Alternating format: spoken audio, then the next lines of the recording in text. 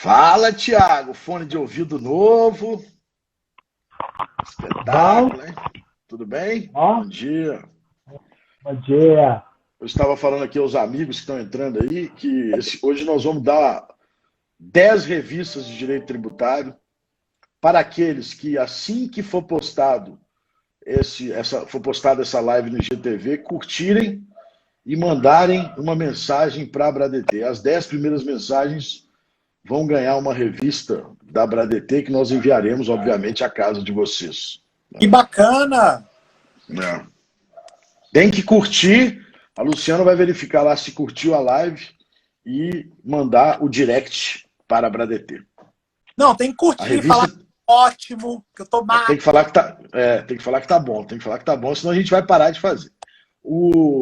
A revista da Bradt está com o edital aberto para envio de artigos, então para estimular a galera aí a escrever. É uma revista muito legal, que o Thiago, inclusive, é um dos coordenadores. Meu amigo Rafael Caldeira. Thiago, como é que você vai? Tudo bem? Desculpa o atraso, eu estava dando aula na Federal de Direito Financeiro. Quarta-feira eu dou aula a partir de 7h30, quer dizer, que eu me lembro, eu comecei a aula ali por volta de 8h30. De 7h30 às 8h30 eu não lembro o que eu falei. Tamanho sono. Porque quando se dava aula presencial, o caminho entre a casa da gente e a faculdade era o tempo para acordar. Hoje você acorda e vai direto. Então, eu não me lembro de uma parte da aula. Eu quero dizer aos alunos que assistiram que depois me digam o que eu falei. Vamos começar? Vamos lá, Thiago. Tudo bem com você, né? Tudo bem, tu? Tudo bem, graças a Deus. Muito obrigado. E mais uma vez para a nossa live Vamos lá. sobre as decisões do Supremo Tribunal Federal. Essa live se realiza todas as terças-feiras, às vezes quarta, às vezes quinta, às vezes sexta e talvez na segunda. Mas ela acontece. Mas ela acontece. Ela acontece. Vamos lá, pessoal. Minha querida amiga Vilma, um beijo para você. Gente, o Walter tá igual a Xuxa. É beijo, abraço. Estou me candidatando aí no final do ano. Já hein? estou com a pré-candidatura lançada, então preciso aqui aproveitar o espaço. Gente, vamos lá. O nosso primeiro tema é um tema que o julgamento acaba no dia 28, que é a questão da natureza jurídica do terço constitucional de férias, indenizadas ou gozadas, mas para fins de incidência da contribuição previdenciária. É um tema que nós estamos perdendo para variar, só para variar um pouquinho. Nós estamos perdendo, é um tema do ministro Marco Aurélio e que iniciou o julgamento. O ministro Alexandre de Moraes aqui acompanha o ministro Marco Aurélio, porque o ministro Marco Aurélio foi aqui contrário à tese dos contribuintes. E aí fala-se que é legítima a incidência de contribuição social sobre o valor, né, do terço constitucional de férias. E segundo o ministro faz uma digressão interessante no voto dele, concorde ou não, mas ele faz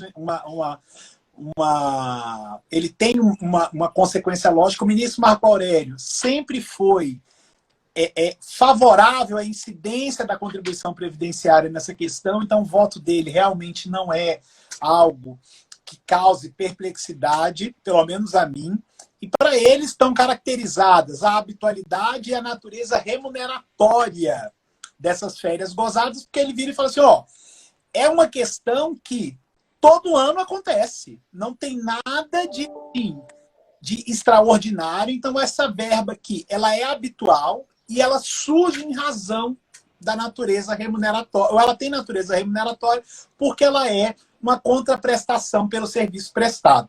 Particularmente, apesar de ser só informativo, como o Walter gosta de mandar para mim, senão ele vai me açoitar depois em praça pública. Nesse caso, eu gostaria de dar uma opinião também. Mas, assim, isso daqui nunca foi contraprestação pelo serviço prestado. Assim, essa verba aqui, a pessoa recebe quando ela está já no gozo das férias. E quando ela é indenizada, é pior ainda. Então, assim, o próprio vocábulo é pior ainda. Agora nós estamos com 2 votos contrários e o julgamento aguarda voto dos demais ministros. Sim. O ministro Alexandre seguiu o voto do ministro Marco Aurélio. Seguiu o voto do ministro Marco Aurélio. Nós já temos aí alguns ministros que devem acompanhar o ministro Marco Aurélio aqui também. Esse caso acaba dia 28 e nós tínhamos uma jurisprudência favorável do STJ, falando que não tem a incidência da contribuição previdenciária, e aqui, se esse voto se confirmar, vai ser uma grande virada jurisprudencial do Supremo. Rapidamente, eu já te dei o exemplo do caminhão ontem. Estou bem. Esse caso é curiosíssimo. Nós temos 3, eu vou citar 3 casos recentes no Supremo. Salário maternidade, que eu entendo que ali tem algo adicional, né, que é que a tributação não aumente a desigualdade das mulheres no mercado de trabalho, mas salário maternidade, a jurisprudência era toda contra, o Supremo deu pela não incidência. Agora o terço de férias, a jurisprudência era toda a favor e os 2 primeiros votos estão contra. Os 15 dias que antecedem o auxílio acidente e o auxílio doença, o Supremo sequer reconheceu repercussão geral naquele despacho, não foi isso? Na decisão, que inclusive a PGFN está contestando, dizendo que não houve quórum para essa decisão, não teve isso? Isso, exatamente. Mas veja, qual que é o problema aqui? O problema é a definição do conceito. Mais uma vez, essa é uma matéria que estava na minha tese de doutorado e que perde totalmente sentido do que eu falei lá. Cada vez mais eu estou convicto que preciso fazer um novo doutorado. Ou pelo menos uma nova tese. Muito bem. Qual que é o sentido? O sentido é qual é o conceito de salário de contribuição, ou seja, a fonte de custeio, ou seja, o aspecto material da norma. O Supremo, por algumas vezes, e o STJ, decidiram critérios diferentes. O primeiro critério foi saber se é indenizatório ou não. O segundo critério foi saber, recentemente decidido pelo Supremo, inclusive, se ele é habitual ou não. E eu diria que teria um terceiro critério, que é o que o artigo 195 diz? Que a base de cálculo será de todas as verbas em contrapartida ao trabalho ou em contrapartida ao contrato de trabalho. Essa é a grande distinção. Se for em contrapartida ao trabalho, aquelas parcelas que se recebe sem a contraprestação do trabalho não devem ter incidência. Esse caso específico, me parece que aí tem um problema que o Supremo está levando em conta a habitualidade, mas o critério é ou, na minha visão. Ou seja, é possível receber uma parcela indenizatória todos os anos e ela não perder o caráter indenizatório.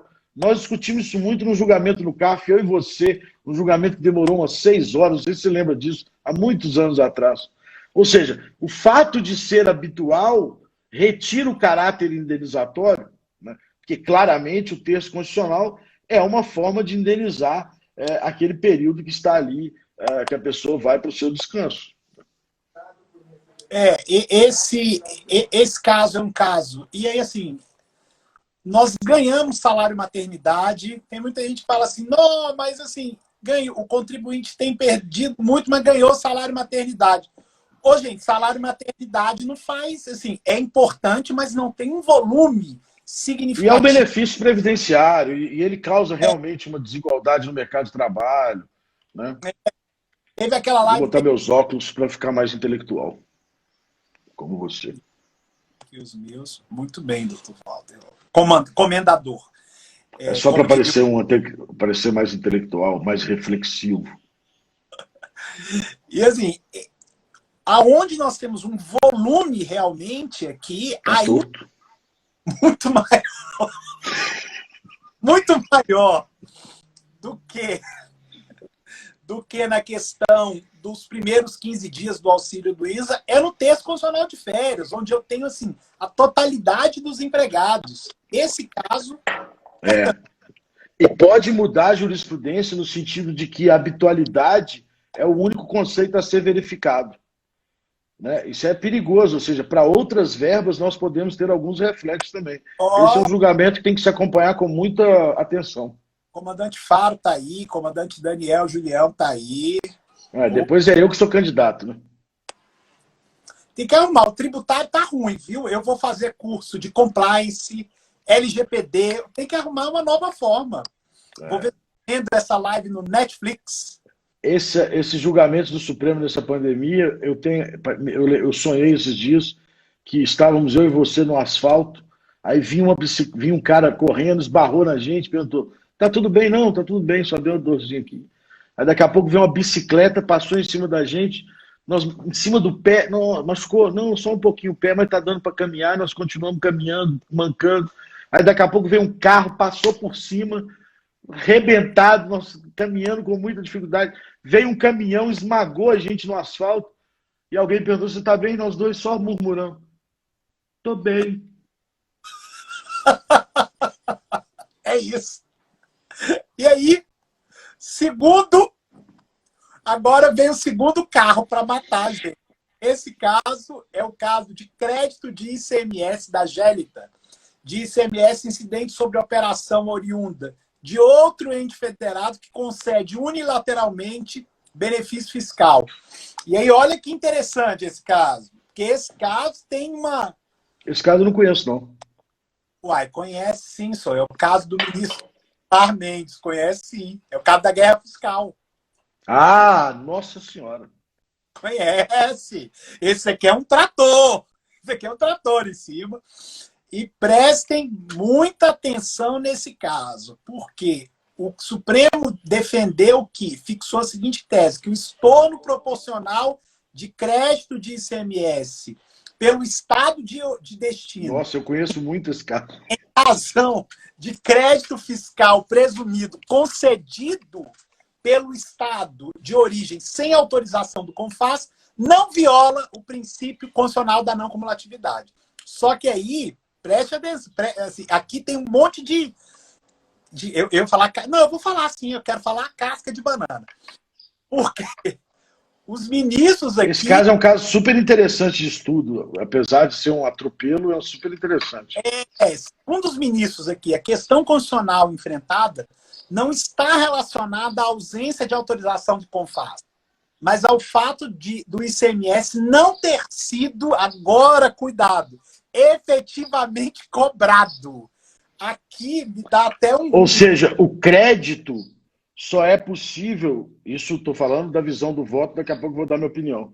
Esse tem que ter opinião. O crédito só é possível, foi o caso do professor Roque. Exatamente. O crédito só é possível daquilo que efetivamente teria sido cobrado na origem.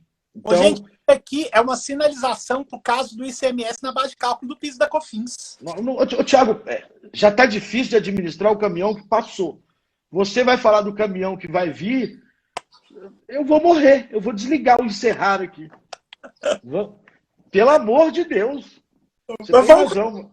Você tem razão. Você tem razão. Aqui. Mas eu só queria dizer o seguinte, esse caso ele diz, o Supremo está dizendo, quanto está a votação? Encerrou? Esse encerrou com aquela modulação.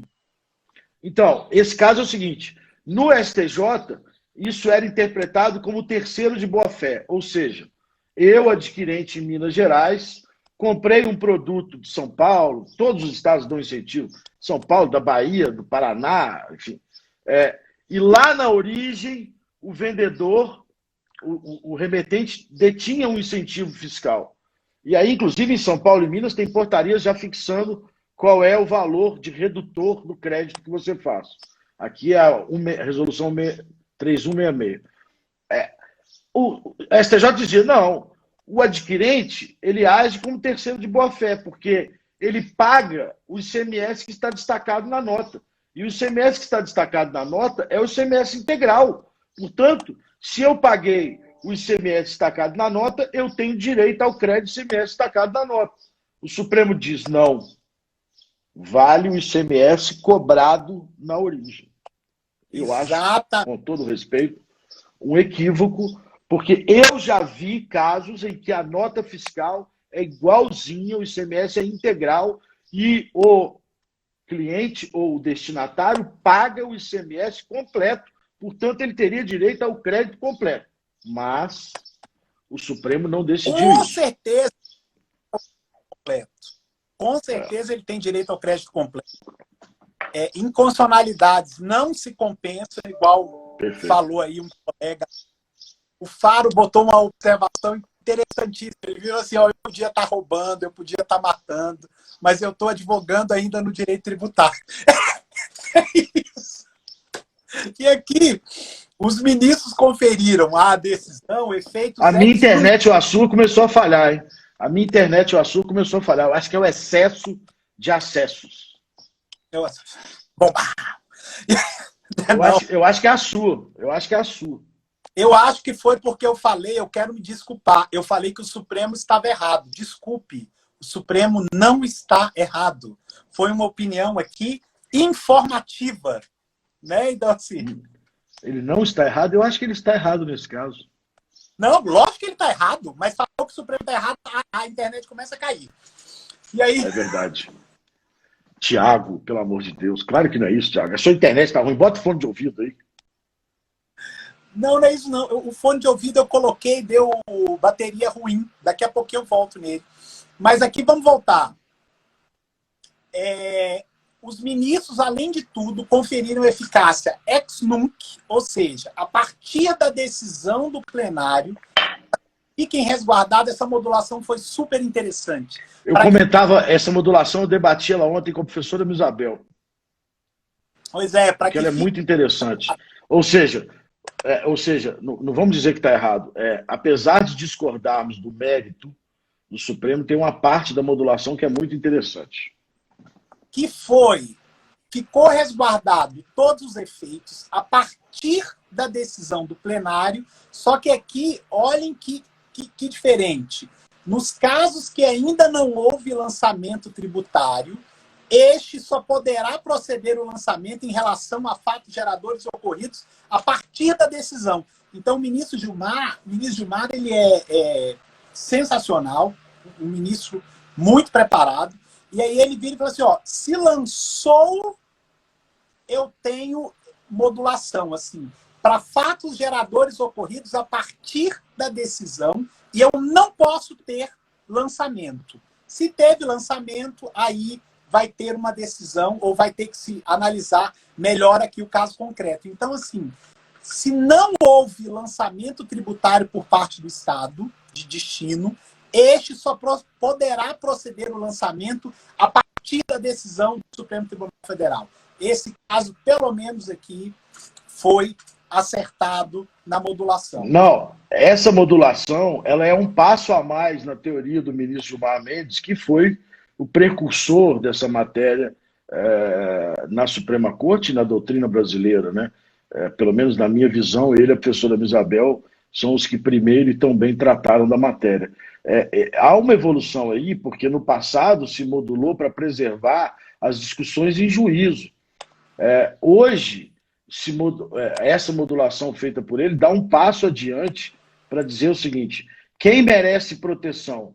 E aí ele diz, olha, se o Estado não lançou até hoje, ele passou, de alguma forma, uma sinalização de confiança ao contribuinte, de que ele estava agindo corretamente, uma espécie de prática reiterada ou uma espécie de adoção de critérios jurídicos que não podem retroagir. E, portanto, ele diz, só a partir da decisão do Supremo é que os lançamentos poderão ser feitos. Aí, aqueles que já tiveram lançamento realizado, aí nós temos uma segunda discussão, que, na verdade, para mim nem parece discussão, que a Lei Complementar 160, tentando padronizar esses benefícios no Brasil, permitiu aos estados que concedessem remissões a esses créditos tributários, e vários estados já concederam, como São Paulo, como Minas Gerais, e que, na minha visão, uma vez concedido, eles não podem voltar atrás. É muito interessante essa nova modalidade, eu não diria nova modalidade, mas esse avanço da modulação é algo que precisa ser estudado. De novo, o mérito eu tenho uma discordância profunda, que trará pouco efeito depois da Lei Complementar 160, efeito que eu digo para esse caso, mas o Supremo afirma uma jurisprudência que o que importa ao crédito é o valor da origem cobrado e não o valor destacado em nota fiscal. Isso muda algumas coisas, por exemplo, casos como notas fiscais inidôneas. Eu tenho bastante receio de que esse novo pensamento do mérito possa ter outros reflexos tão graves quanto o mérito dessa questão. E na modulação, de fato, para quem gosta do assunto, Gustavo Xavier aí é um estudioso do assunto, quem gosta, vale a pena ver o voto do ministro Gilmar Mendes, que é, como sempre, profundo. Como sempre, discordar do ministro Gilmar é sempre um desafio, né?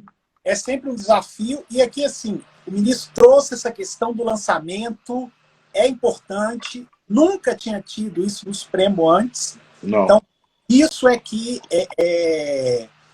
foi tão novo nesse caso, deu tanta imprensa, você queria falar muito dele, que não houve lançamento, parou a situação aqui. Vamos passar uma régua aí. O Estado só vai poder lançar a partir da decisão ou para fatos geradores ocorridos a partir da decisão do Supremo. Porque se gerou uma expectativa legítima, como disse o Gustavo, pela própria inércia do Estado. Confiando. Muito interessante a parte da modulação desse caso. Vale a pena aí a galera se atentar ao voto do ministro. Esse voto vale ser estudado, vale ser assim muito bem colocado, assim, em aulas, em lives, porque, gente, presta atenção no meu copo. O que é isso? É limão? Não. Ah, não. É o desenho do copo, né? Você não tem filha nova, né? Eu tenho filha. Tinkerbell. Estamos chamando de velho. Estamos chamando de velho, né, Thiago? Tá bom. Meus filhos estão tudo acima dos 15. E aí, bem, uma outra questão que aí também... Filha do Thiago é a coisa mais linda do mundo. Você tem a gente... É verdade, é verdade. Ela adora fazer aula online. Eu já vi fotos. Essa parte a gente não pode falar, não. Mas ela é uma gracinha, eu gosto demais dela. Pena que você não mora em BH ou eu não moro em Brasília, Thiago. Gostaria muito de conviver com a sua família, porque eu gosto muito dela. Você vir morar em Brasília, que Brasília é ótimo. Uai, quem sabe, né? Eu arrumo um emprego aí, que o tributário está indo embora, né, Thiago? O escritório está abrindo vaga aqui. Se você quiser uma vaga de advogado júnior, eu posso te colocar na seleção. Não posso garantir que você vai ser contratado, mas na seleção eu coloco. Vou mandar meu currículo. Depois, você só não vem com aquela resposta. Seu currículo é maior do que o cargo que nós precisamos, ok? Para te contratar, eu tenho que demitir o professor Sacha. E aí não vai que ser... isso, tá louco, Thiago? Pelo amor de Deus. Aí não é informação. Que isso? Sacha mora no nosso coração. E aí, olha só. Professor Sacha, meu grande mestre. Mestre de todos nós. Terceiro caso. Tema 456. Cobrança antecipada de ICMS no ingresso de mercadorias adquiridas em outro ente da federação. Aqui foi um voto do ministro Dias Toffoli e o plenário, por maioria, entendeu pela impossibilidade de decreto estadual, a pretexto de fixar prazo para pagamento, exigir o recolhimento antecipado de ICMS sem substituição tributária, aqui na entrada de mercadoria adquirida em outro ente. Isso porque, seguinte... Estou vendo nossa amiga Eléia aí, esse caso tem muito em Goiás. A exigência do pagamento na entrada.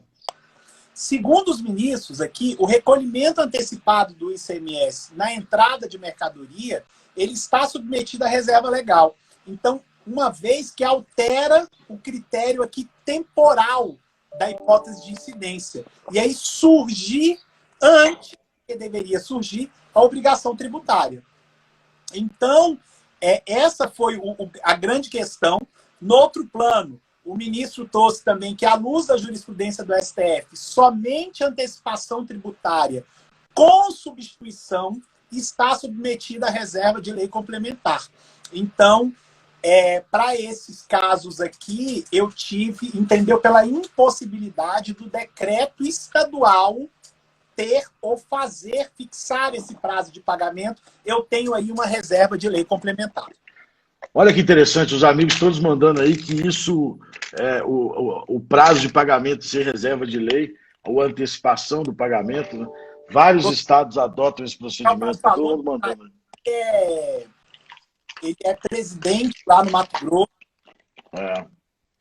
Da comissão. Pois mas esse caso é interessante, que muita gente chamava de substituição tributária e nunca foi substituição tributária. É uma mera antecipação do aspecto temporal para ser quando da entrada do Estado. E isso era feito por decreto, o Supremo disse que tem que fazer por lei. Isso, exatamente. E assim, mas isso me parece incoerente com a devida vênia com outros julgados, como o caso do ICMS, locadoras, e tinha um outro, era agropecuário, era produtor agropecuário, não era? Enfim, aquele caso do ICMS, quando você retira do ativo imobilizado antes dos 12 meses, que o Supremo, naquele caso, aceitou que a matéria do convênio fosse internalizada por decreto. Então, isso é importante. Assim, antes da o que é que o Supremo decidiu aqui? Antes, uma bala. O qual você está comendo. É uma bala. Aí você fingiu que foi. Você fingiu que foi eu fingi que ninguém viu, fiz jogar ela rapidinho. Antes da ocorrência do fato gerador, não há que se falar em regulamentação de prazo de pagamento, porque antes da ocorrência do fato gerador, inexiste dever de pagar. Ou seja, o aspecto temporal precisa estar em lei. Isso. Significa dizer, lei aqui pela antecipação e lei lá pela desmobilização de 12 meses internalizando um convênio. Legalidade aqui tem que ser aplicada na integralidade. Na minha opinião, houve uma certa contradição dos julgamentos. E um colega virou e falou aí, é difícil explicar isso para o juiz da comarca de interior. E é exatamente por esse ponto que é tão importante uma jurisprudência ou precedentes fixados pelo Supremo Tribunal Federal para que eles sejam respeitados pelas instâncias inferiores. Aqui o Supremo trouxe um grande precedente, foi um grande caso, importante, para termos de pacificação e que dá sinais para outros casos, que assim, decreto estadual não pode avançar muito. Isso é importante. Não é só a tese fixada, se pode ou não, mas o Supremo acaba permeando outros pontos. Na verdade, a falência do ICMS se deu pelo excesso de competências supostamente criadas nos estados via decreto. Se não tivéssemos tantos decretos criando regras específicas para os estados e até para determinados setores, o ICMS seria mais coeso e nós hoje não estaríamos discutindo a insegurança ou a complexidade desse tributo. Se a legalidade tivesse sido levada a cabo desde sempre, certamente hoje o ICMS não seria um tributo tão corroído de 88 para cá. A minha visão informativa. Exato. É isso mesmo.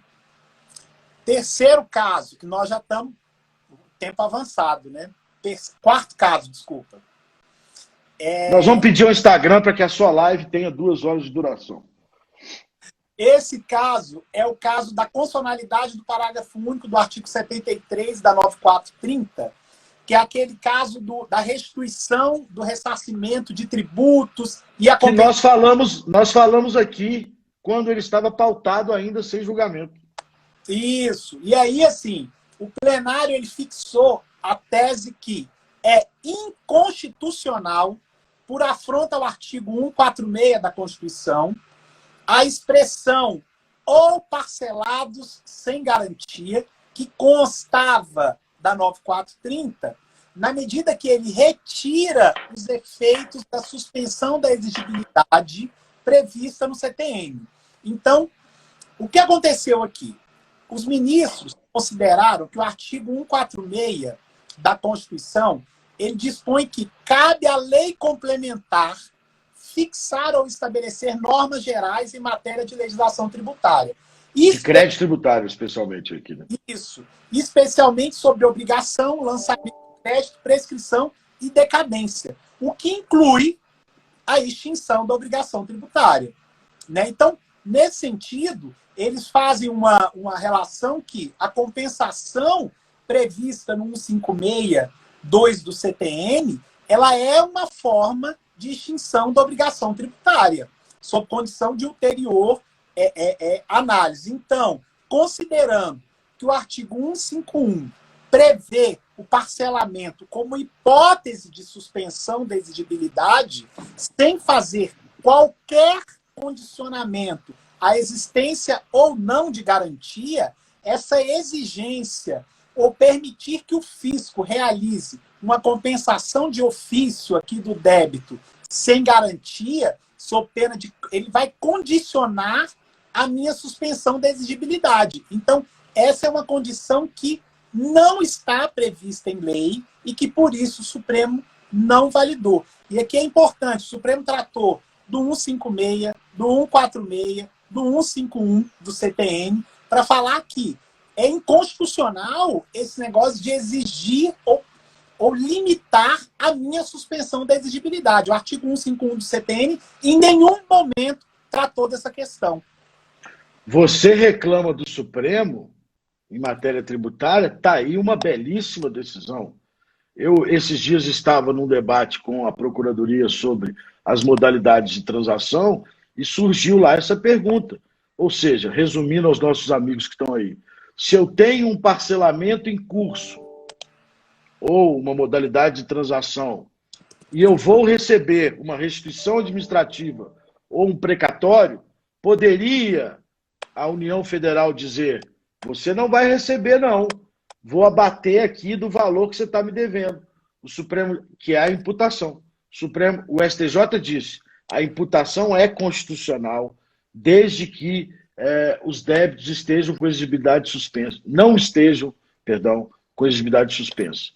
Agora o Supremo diz: parcelamentos em cursos estão com exigibilidade suspensa.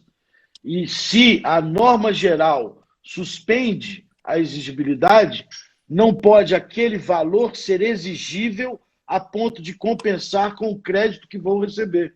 Portanto, segue o jogo, parcelamento segue seu curso e receba a restituição administrativa. Exatamente. E aí o Supremo... Palmas para o Supremo. Para estudante... Palmas para o Supremo, mas palmas informativas. Aí... Mas esse caso é importante para eu que sou professor, e aí, assim, você ou para aluno, ele traz uma série de conceitos bacanas de pagamento. Inclusive o papel das normas gerais, né, Thiago? Exatamente. Depois, validade aqui, tema 696.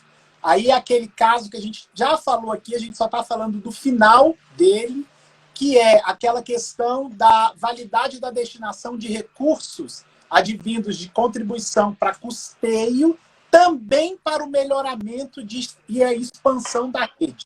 E aí, novamente, aquela questão das finalidades, né, das contribuições. Professor Jader aí. O que a gente tem aqui? Esse caso eu não fiquei sabendo o resultado. Qual que foi?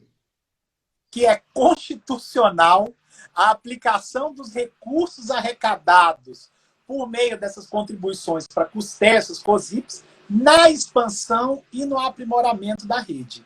Para os ministros do Supremo aqui, diante da complexidade, da dinâmica desses serviços de iluminação, é necessário que a contribuição destinada ao custeio também faça frente para o melhoramento das necessidades dessa rede, para exatamente atender as necessidades da população local. Eu acho que aqui é informativo, né? Então, eu acho que aqui... Pronto, reflexivo. Isso tem a ver com a minha tese. Isso tem a ver com a minha tese de doutorado.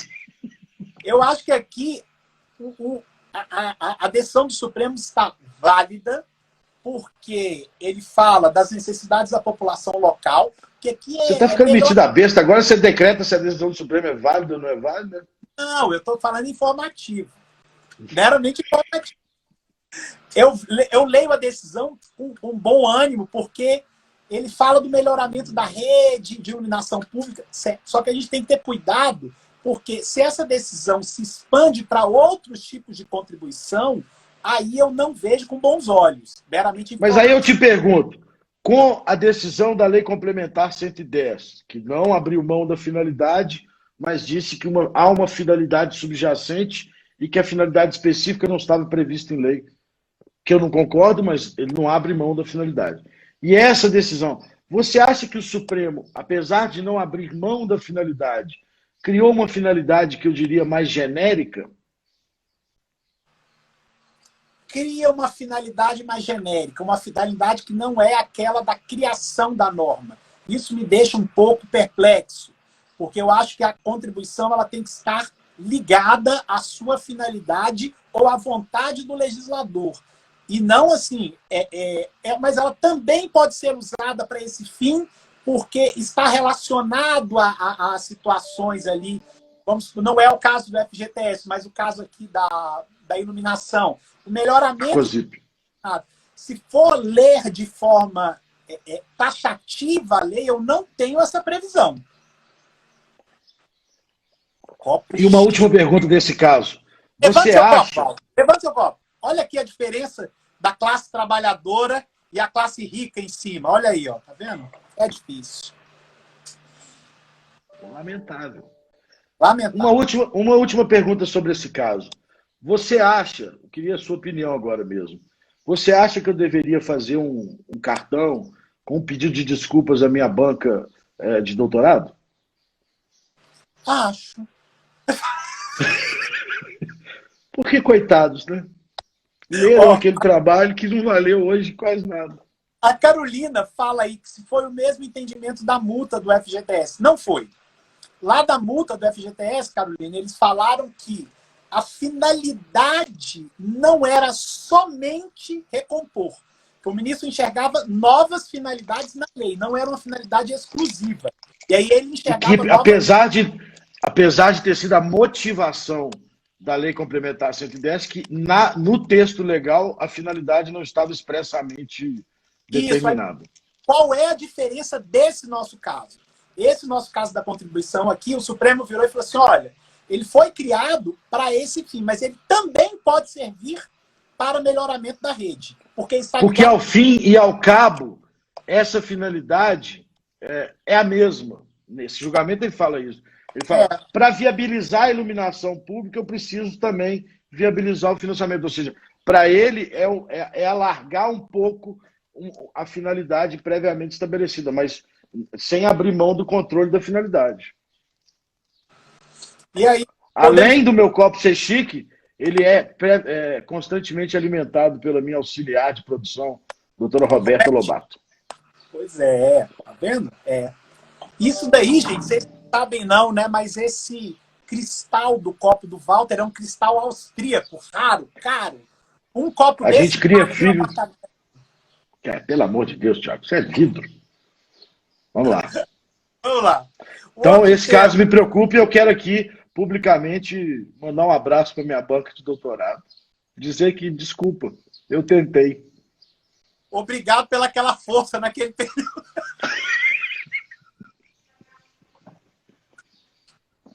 Eu queria mudar o mundo. Vamos lá. Acho que só dá mais um agora. Depois, tema 346, que é reserva de norma constitucional para dispor sobre o direito de compensação do crédito de ICMS. A gente falou desse caso também. É um caso interessante que ela relatou o ministro Marco Aurélio, que deu um voto favorável aos contribuintes. Acabou prevalecendo a tese do ministro Alexandre de Moraes, que foi uma tese que ele... Enfim, vou falar. Eu me perdi. Qual que é o assunto? É aquele da prorrogação do direito de compensação. Lembra que ele virou e falou, ele fixou a tese que não viola o princípio da não cumulatividade, lei complementar que prorroga a compensação de créditos de ICMS. De uso e consumo? Oi, desculpa? É aquela prorrogação de uso e consumo da Lei Complementar 87? Exatamente, aquela lá mesmo. É aquela lá mesmo. Aqui é um recurso extraordinário do Rio Grande do Sul, que o acórdão lá do tribunal local, ele afastou a Lei Complementar 122, né, que concedeu à autora que promovesse compensação. Ele limitava o direito de compensação. E isso tem em vários estados. E aí o ministro Alexandre, que foi o voto vencedor, falou que não viola o princípio da não cumulatividade, lei complementar que prorroga a compensação de créditos de ICMS, relativo a bens para uso e consumo no próprio estabelecimento do contribuinte. Na verdade, o que a gente tem nesse caso, eu estava até abrindo aqui para ver, porque peço desculpas aí por não ter decorado, a gente teve uma, duas, três, quatro leis complementares adiando o prazo, perdão, 5 com a última agora, a Lei Complementar 171. 5 leis complementares ou 5 adiamentos foram realizados na promessa de uma não cumulatividade financeira. Eu volto a dizer, a minha maior preocupação na reforma tributária é exatamente que a gente não tem uma confiança na relação Estado-contribuinte. Prometeu-se a não cumulatividade plena na Lei Candir e ela foi sequencialmente sendo adiada por 5 leis complementares. Leis complementares 102, 114, 122, 138 e 171. O problema disso, na minha visão, são 2, obviamente. O princípio da não cumulatividade é ou não é um princípio que se basta na Constituição? Eu acho que se basta. Eu acho que a lógica da não cumulatividade é o crédito financeiro, como eu sempre defendi. E mais do que isso, esse adiamento constante do crédito, do uso e consumo da produção, ela fere, de fato, a confiança que se tinha. Imagine, Tiago, um investidor que, à época da Lei Complementar 87, disse: não, eu vou investir no Brasil, porque o retorno do meu capital, calculando lá, ele vai se dar por fator X. E ali ele calcula o direito de aproveitamento do crédito dos bens de uso e consumo da produção. E aí vem uma lei complementar e fala: não, isso só vai valer a partir de 2007 e não a partir de 2003. Tá bom, perdi 4 anos. Aí esse investidor descobre hoje que, ao fim, ele perdeu 20, ela é de 96, né? 24 anos que é prometido o crédito. Isso afasta qualquer tipo de investimento, porque ele não tem a certeza do retorno do capital, ele não consegue fazer a conta matemática. Então, o investidor, não há preocupação quanto ao tamanho da carga, porque, assim, tamanho da carga é matemática, ele joga na planilha e vê o retorno do capital. Agora, ele ter o direito, e esse direito ser reiteradamente adiado, além de ferir para mim a não cumulatividade, ele também desestimula o investimento no país. É gravíssimo. E vou dizer mais, já que a gente estava falando de uma certa contradição.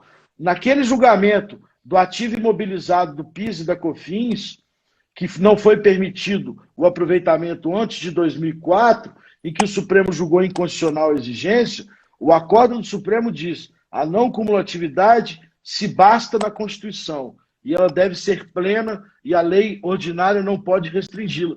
Eu vejo aqui uma contradição dos julgamentos, em que pese eu entender aí a dificuldade de caixa dos estados, mas eu vejo uma contradição dos julgamentos. A dificuldade de caixa não pode ser pretexto para uma interpretação da Constituição, no meu sentir, assim, os meninos aqui... Mas você lembra daquele julgamento que a gente comentou aqui, do PIS e COFINS, que restringia o crédito de ativo mobilizado adquirido antes de maio de 2004, que o Supremo julgou inconstitucional a restrição e entendeu que a não cumulatividade tinha que ser plena. Isso, e aqui eles viram e falam assim, aqui realmente eles falam, há um diferimento do direito de compensação. Mas apesar do limite, de limitar o direito de compensação, eu não tenho uma violação ao princípio da não cumulatividade. Agora, os ministros eles consignaram um ponto importante, que aqui, e aí não está completamente perdido, é isso que eu quero falar assim, que aqui eu tive somente uma prorrogação para o prazo de compensação. E que ainda assim, que essa questão não está violando o princípio da não cumulatividade. Porque muita gente falou assim, acabou o princípio da não cumulatividade. Não. Aqui o Supremo falou que essa prorrogação não viola a não cumulatividade. Mas se for do uso e consumo, viola, porque vai prescrever meu crédito. Não, viola sim. Lógico que viola. Que aqui é uso e consumo. Podia ter terminado com a notícia melhor. Tem alguma notícia boa aí? Tem da Zona Franca de Manaus, a ADI 2399, que É o próximo caso? É o próximo e último caso nosso aqui. Não, pois é, então vamos falar dele, porque nós precisamos encerrar com uma notícia boa. Senão eu fico deprimido o resto da semana. Aqui o que acontece? Esse caso aqui, ele só faz uma interpretação ele julgou procedente essa ADI para declarar inconstitucional a expressão lá, salvo os bens de informática, tá? Porque ele traz que essa restrição para os bens de informática para os créditos aqui da Zona Franca de Manaus, ele não tem nenhum sentido, né? Então, assim, o ADCT aqui, ele traz uma zona de livre comércio ampla no polo industrial da Zona Franca de Manaus. Então, tornando atrativos investimentos aqui. E que não tem porquê, e aí é inconstitucional a expressão aqui da lei de 67, salvo os bens de informática. Então, ele trouxe aí uma importante... porque, assim, bens de informática são... Também eu tenho alguns polos de informática na Zona Franca de Manaus. Aqui, com relação à reforma tributária, qualquer tipo de conduta ou qualquer tipo de reforma que tente abolir qualquer direito da Zona Franca de Manaus, meramente informativo, é uma flagrante inconstitucionalidade. É só informativo, Walter. Uma flagrante inconstitucionalidade. Não, eu estou olhando que estou precisando fazer a barba. Quem não conhece Zona Franca de Manaus, quem não conhece Manaus, não sabe a importância que a Zona Franca de Manaus tem para o Estado, e inclusive para a preservação da floresta. São as empresas que lá estão que conseguem preservar a floresta. A Zona Franca de Manaus ela é importantíssima. Por isso que ela está no nosso ADCT e é um benefício que deve ser contemplado. E é preciso dizer, né, Tiago, que a professora Isabel, inclusive, insiste muito nesse ponto, nossa querida professora. E o professor Sassi também já falou isso reiteradamente. Estou aqui até fazendo um lobby para eles, professores. Nós amamos vocês. Tiago, nós precisamos de férias, então a gente tem que falar isso. Mas nós amamos de verdade. Muito bem. É preciso dizer que todas essas subvenções que se vendem como privilégios são oriundas de um país extremamente desigual regionalmente e que tem comandos constitucionais claros de combate à desigualdade regional. Ponto 1. Ponto 2. Todas essas subvenções não são tributadas no imposto de renda porque não se distribui o lucro delas oriundos. Ou seja, há uma retenção do investimento no país. Caso contrário, se pegarem esse dinheiro, vão ter que pagar tributo para a União Federal. Isso é importante ser colocado, porque fica parecendo que é um favor fiscal e que o empresário está lucrando na distribuição do lucro. De fato, há o lucro, mas o lucro não vem da subvenção. A subvenção gera reinvestimento. E um país desigual não pode ficar sem benefício fiscal. Não pode. Só para encerrar, eu estive em Manaus e pude visitar um campo da Zona Franca de Manaus lá, um específico, e achei um projeto interessante. Você vê a diferença. Eu fui lá a trabalho, você foi para visitar. Aí era importante porque essa empresa, sediada na Zona Franca de Manaus, tinha um projeto chamado Olhos da Floresta. Ele ia na empresa familiar, lá no estabelecimento rural familiar, ele empregava o pai, a mãe, a filha para uma determinada produção. Ele ia na casa do cara, ensinava o cara a produzir, comprava 100% da produção, ou seja, ele dava dignidade para aquele trabalhador rural, comprando, treinando, fazendo todo o aparato para comprar a produção. Se não existisse a Zona Franca de Manaus, com certeza essa empresa não teria interesse em ali estar. É isso. Bom, estamos terminando, Thiago. Queria te fazer uma observação. Rapidamente, queria falar aos amigos. Caio. Quem curtir a live, Caio, amigo, quem curtir a live aí no IGTV e mandar um direct para a Bradetê, os 10 primeiros vão ganhar um volume da revista A Bradetê, mas depois que ela for postada. Segundo, Thiago, inclua na nossa próxima live, que eu espero que continue até 2025, tendo visto o prazer que tenho de conversar com você. Inclua na nossa live o ARE 1.255.885. O Supremo reiterou a jurisprudência da não incidência de ICMS de estabelecimentos do mesmo titular. Ok. Mas ele não decretou inconstitucionalidade de leis estaduais e federais. Já tem gente falando que onde se fez transferência, o Estado vai poder estornar o crédito. Isso não é possível. Isso é um ferimento à segurança jurídica, à confiança, e o Supremo não disse isso. O Supremo apenas reiterou. Mas essas legislações estaduais que determinavam a incidência e o crédito permanecem. O contribuinte seguiu o que determinava a legislação. Precisamos conversar sobre isso, Thiago. Sim, com certeza. Eu coloco sim. Ok. Thiago, muito obrigado. Analise com carinho o meu currículo, porque eu gostaria muito de ser seu vizinho para podermos beber juntos e estarmos mais juntos. Gosto muito de você. Muito obrigado, viu, querido? Não é advogado júnior, não. É trainee. É o que eu posso te colocar. Tem problema, não. Tem problema, não. Serviço interno, externo, sou interno. Não, rua. Que bom. Pauta de rua. Beleza. Muito obrigado. A gratidão é uma das grandes qualidades do ser humano. Um grande abraço, querido. Tchau, gente. Boa semana. Gente.